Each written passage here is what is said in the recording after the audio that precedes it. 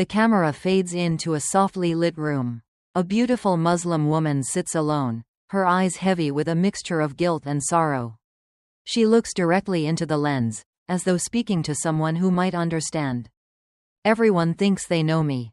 The loving wife, the caring mother, the devoted nanny. But I'm about to tell you something no one ever expected, she says, her voice trembling ever so slightly.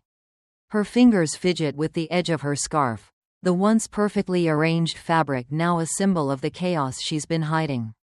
She takes a deep breath, as if steeling herself. The words come slowly, but they carry the weight of a secret that has been suffocating her for far too long. I never thought it would happen to me. I believed in love, I believed in trust, and above all, I believed in my faith. But somewhere along the way, I lost myself. I crossed a line, I cheated. The shock is evident in her eyes. This isn't easy for her. This isn't something she ever thought she'd have to admit, especially not in front of a camera. But she knows this is the only way to share the truth. And not just with anyone, she continues, her gaze dropping to the floor before meeting the camera again. It was with someone who was part of my life. Someone who was there every day. Someone my family trusted. She leans back, the silence hanging heavy in the air. You can feel the weight of her confession, the raw emotion that swirls beneath the surface. It's a moment of vulnerability that she never thought she would share, yet here she is, confronting the truth of her betrayal.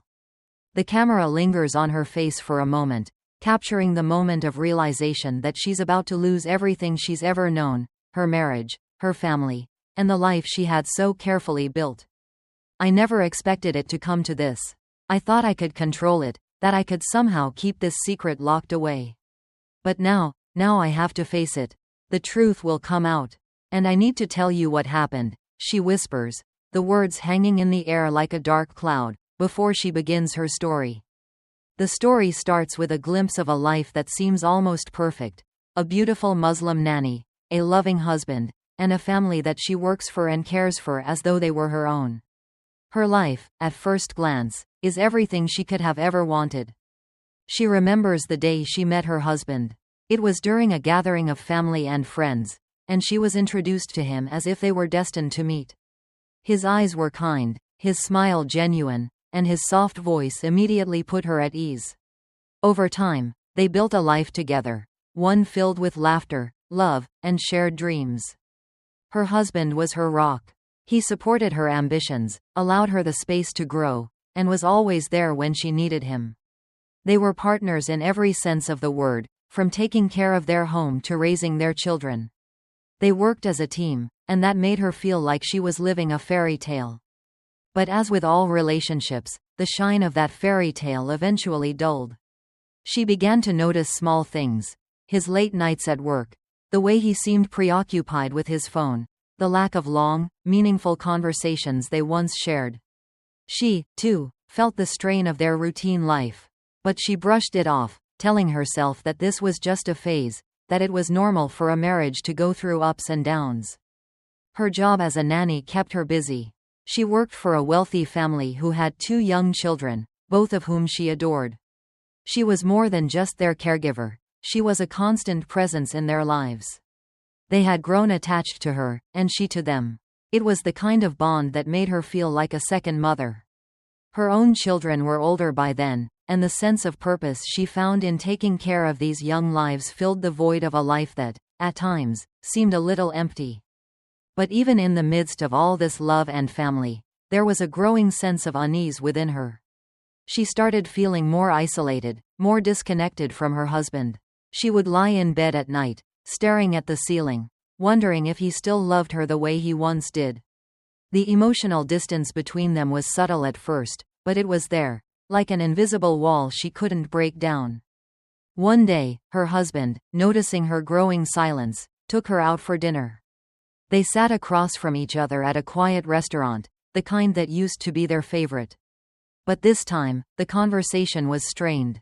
She couldn't help but notice how tired he looked, how distant his eyes seemed. "Are you okay?" he asked, concern lacing his voice. "You've been quiet lately." She nodded, offering a weak smile. "I'm fine. Just thinking." He smiled, but there was something off about it. something unreadable in his expression. The conversation shifted to their children, then to work, then back to their home. But it was clear that the connection they once shared wasn't quite the same anymore. As the dinner came to an end, he paid the bill and kissed her on the forehead. "I love you," he said. But his words felt hollow, distant. She couldn't help but wonder if he still meant them. It was shortly after that dinner that she met him, the man who would change everything. He wasn't particularly remarkable at first. Just another face in the crowd. A colleague from a family event she had attended with the children she nannied. He was in his late 30s, with sharp features and a disarming smile. He seemed pleasant enough, and they struck up a casual conversation. She had no idea that this seemingly innocent exchange would lead her down a path she would regret for the rest of her life. He was well-spoken, attentive, and genuinely interested in what she had to say. She couldn't remember the last time someone listened to her with such focus, as if her words mattered. There was something comforting about it, a feeling she hadn't realized she missed. With him, she didn't have to be anyone other than herself. No expectations, no judgments. Just someone who saw her for who she truly was. As days passed, their conversations grew more frequent. They exchanged pleasantries at work events, sat together during breaks, and shared stories about their families. He began to notice the small things about her. How she laughed when she was nervous. How her eyes brightened when she talked about her children. She, too, started noticing the little things about him. The way his eyes lit up when he smiled. How he would pause to really listen when she spoke. How gentle his touch was when they had brief moments of contact. It wasn't love at first sight, but it was something. It was a connection, a bond she hadn't felt in a long time. She started to look forward to their conversations, their moments of shared laughter. He became her escape, her secret indulgence. She began to tell him things she had never shared with anyone before. Her insecurities, her fears, her unspoken doubts about her marriage. He listened intently, offering words of comfort and advice. The more she confided in him, the more she felt a sense of relief. It felt like she was no longer invisible, like someone actually saw her, truly saw her, for the first time in a long while. Then came the first moment that would change everything. They were alone, just the two of them, after a work event. The evening had wound down, and the other guests had left. It was just the two of them, standing in the soft glow of the streetlights outside. "I never told you this," he said softly, his voice low and sincere. "But I think you're incredible. I admire the way you carry yourself, how you care for your family. It's rare to find someone like you." She felt a warmth spread through her chest at his words, a flutter in her stomach. She smiled, a little nervous. "Thank you. That means a lot." There was a brief silence between them, and then, before she could even register what was happening, he leaned in. His lips brushed against hers in the most unexpected, yet undeniable way. For a split second, her mind screamed at her to pull away, to stop this madness. But in that moment, she couldn't move. She was paralyzed, lost in the feeling of being wanted, of being seen. The kiss deepened, and something inside of her snapped. She kissed him back, feeling the weight of her own desire, the intensity of the moment. This wasn't just about lust. It was about feeling alive, about reclaiming something she had lost somewhere along the way. The kiss was just the beginning. What followed was a series of stolen moments, whispered conversations, and secret meetings. They met in the quietest corners of the world, away from prying eyes, away from the lives they had built. She would tell herself it was just a fleeting escape, that she wasn't really betraying anyone. She justified it to herself, telling herself that it was just an emotional affair, that nothing physical had happened. But that was a lie. Soon, their meetings escalated. The stolen kisses turned into passionate embraces, the quiet conversations became deep confessions, and the emotional connection she felt for him became impossible to ignore. She was drawn to him like a moth to a flame, unable to break free, even though she knew what she was doing was wrong. Her guilt began to eat away at her. She would return home, feeling like a stranger in her own bed, lying next to a man she no longer recognized. Her husband was still kind, still loving, but she could no longer look at him without feeling the weight of her own lies. Every time she saw him, she saw the man who had been betrayed. She saw the man who trusted her with his heart, with his life. And yet, every time they made love, she felt empty. She knew she wasn't really there, that a part of her was somewhere else, with someone else. The affair became an addiction. She would tell herself it was the last time, that she would end it, but the next day, they would find each other again. It was a cycle that she couldn't break, no matter how much she wanted to. But deep down, she knew that this couldn't last forever. She knew that her world would come crashing down at any moment. The guilt weighed on her, making it harder to breathe, harder to face the people she loved. And yet, she continued. Because in those fleeting moments, with him, she felt alive again. She felt like the woman she used to be. The woman she had lost somewhere along the way. As the affair continued, the cracks in her marriage grew wider. She could feel her husband's gaze on her, slightly more distant, slightly more wary. He didn't know what was wrong, but he could sense that something wasn't right. The late nights at work, the long stretches of silence, they were all taking a toll on him. And she couldn't bring herself to confess. She couldn't bear to break his heart. But the guilt, oh, the guilt, it was unbearable. Every time she looked at him, she saw a man who loved her, who trusted her. And every time, it felt like she was suffocating. Then, one day, the inevitable happened. Her husband found out. The day had come. The weight of the lies, the secrecy, and the guilt had grown unbearable, and she could no longer pretend that everything was okay. She knew it was time to face her husband, to tell him everything. She couldn't go on living this double life any longer. The affair had taken its toll, emotionally, mentally, and spiritually. It was destroying everything she had worked so hard to build. The house was quiet that evening, the kids tucked into bed. Her husband sat in the living room, reading the paper as he always did. The soft rustle of the pages filled the space between them, but there was an underlying tension that neither of them could ignore. She could feel the distance between them, even as they shared the same room.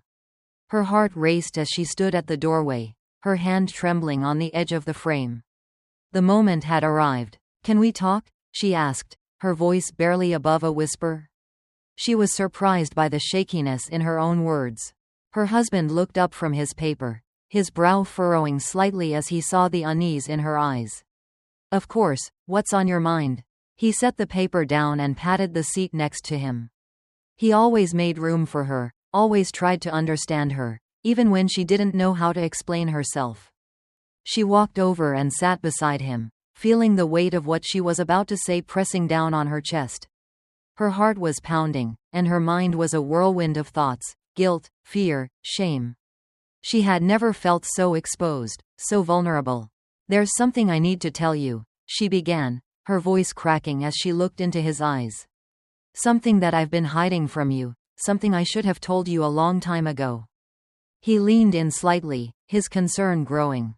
"What's going on? You're scaring me." She took a deep breath, then released it slowly. The words were heavy, but they had to be said. "I've been unfaithful," she whispered, the truth finally spilling from her lips. "I've been seeing someone else." The silence in the room was deafening. She saw the way his eyes widened, his breath catching in his throat. The shock was visible on his face, and for a moment, she thought he might say something, anything. But he just sat there, motionless, staring at her as if the words had hit him like a physical blow. "I never wanted to hurt you," she continued, her voice barely audible. "I never wanted to betray you, but I did. And I can't take it back. I can't undo what I've done, and I don't know how to fix this." Tears welled up in her eyes as she looked at him, her heart breaking. She had done the unthinkable, and now she was facing the consequences of her actions. Her hands shook as she wiped away the tears that fell, the pain in her chest suffocating her. "I'm so sorry," she said, her voice breaking. "I don't expect you to forgive me. I don't even know if I can forgive myself. But I had to tell you the truth. I had to tell you what I've done." Her husband sat still for a long time, his expression unreadable. She could feel his anger, his pain, and his disbelief radiating off him, but he said nothing. His silence was deafening, more painful than any words could ever be. After what felt like an eternity, he finally spoke, his voice low and steady. "How long?" he asked, his eyes not leaving hers. She swallowed hard. "It's been a few months. I didn't mean for it to happen. It just happened." Her voice faltered, and she closed her eyes, unable to look at him any longer. "I don't know how to explain it. I was so lost. And he made me feel seen, like I mattered."